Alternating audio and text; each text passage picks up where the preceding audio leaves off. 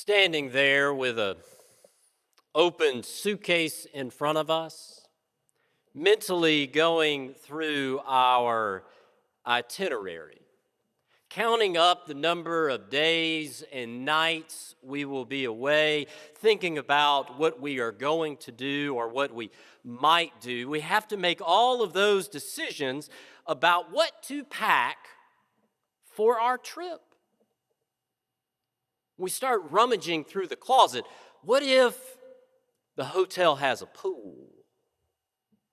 What if there's a free afternoon during the conference? What if we go out to eat at a nice restaurant one night? What if the nights are cold? What if the days are hot? The more we think about it, the more we pack. We throw in an extra swimsuit.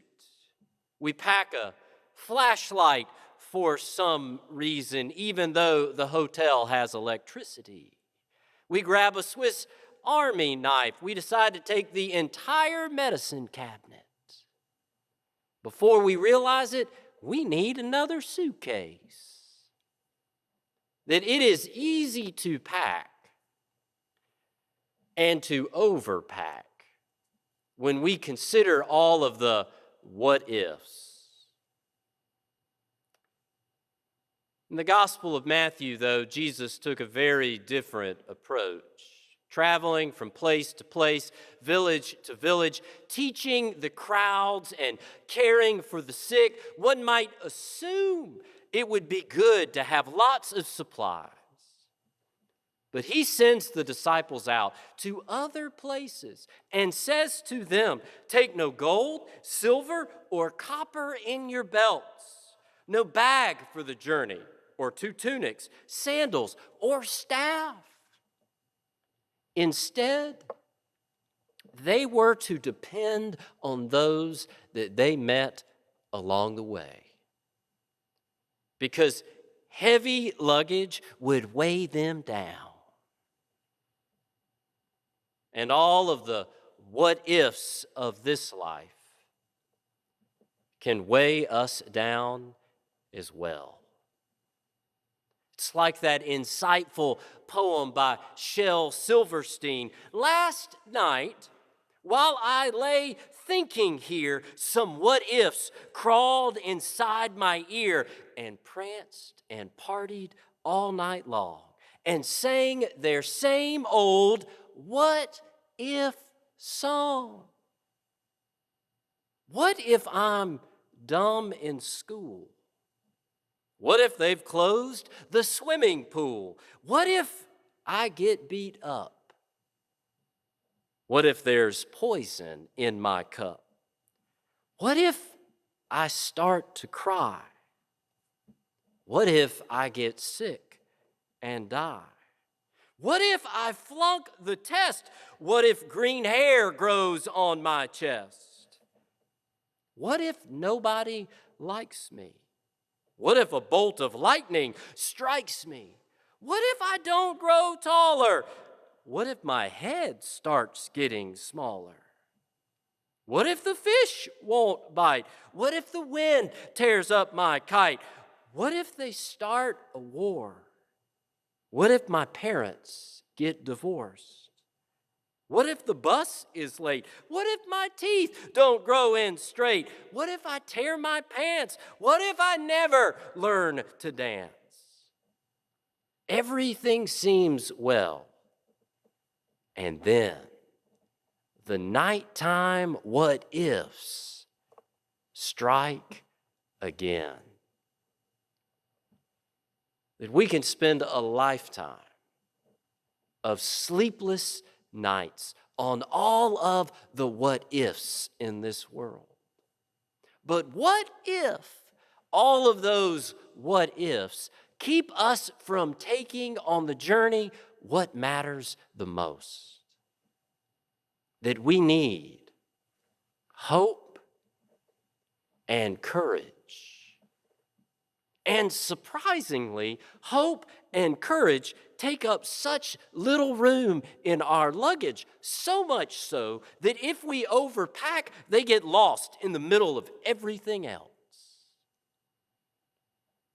And Sarah knew this dilemma quite well, that even though it was good news, when she heard that she would have a son, she laughed.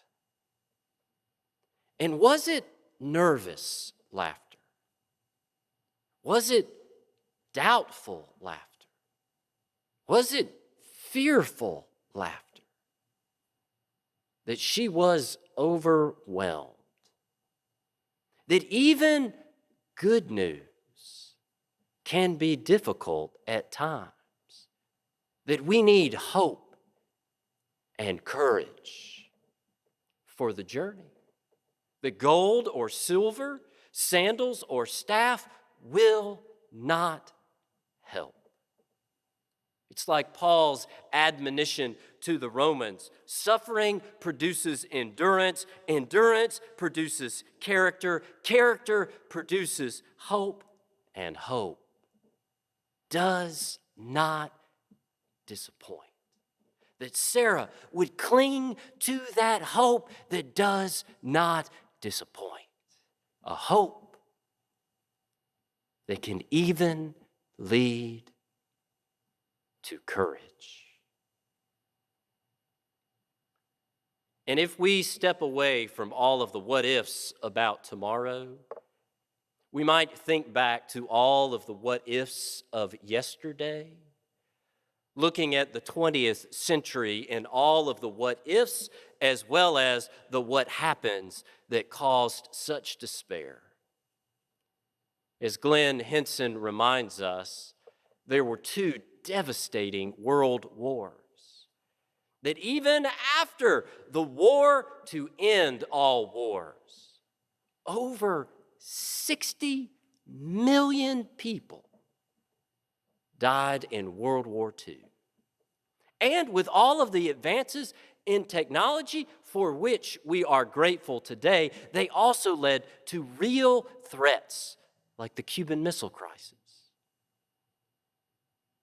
And there were even multiple efforts at genocide, from the Holocaust to Rwanda to Darfur.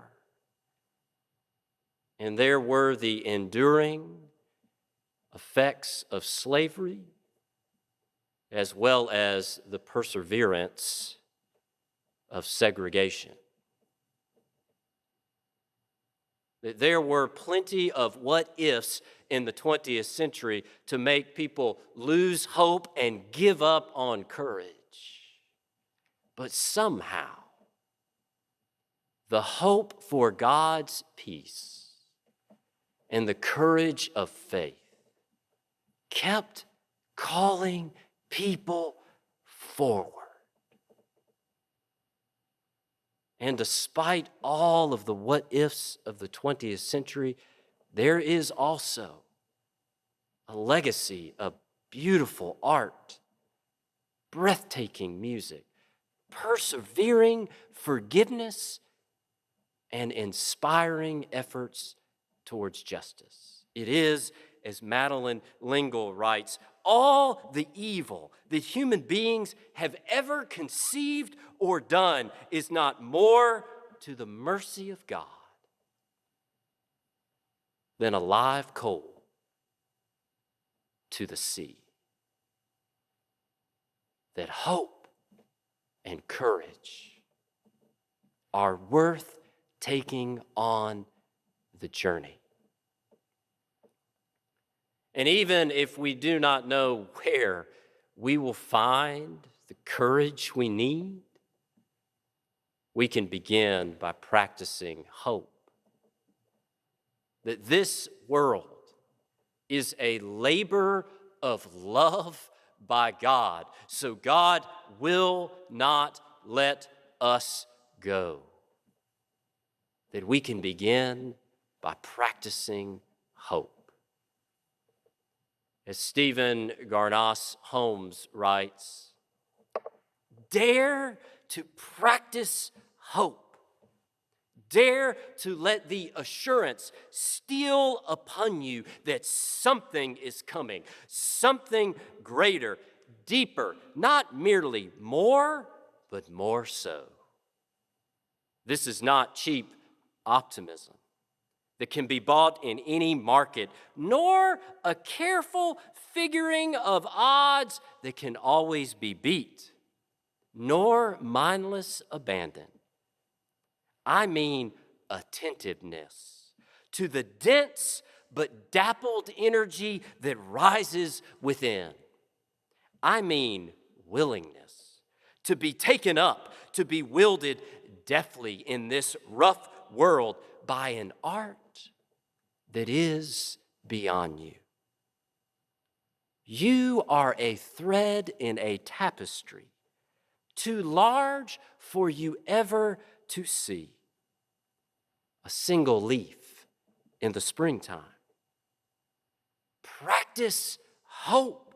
Let summer unfurl itself in you, and then only afterward will you know that miracle of which already you are a living sign.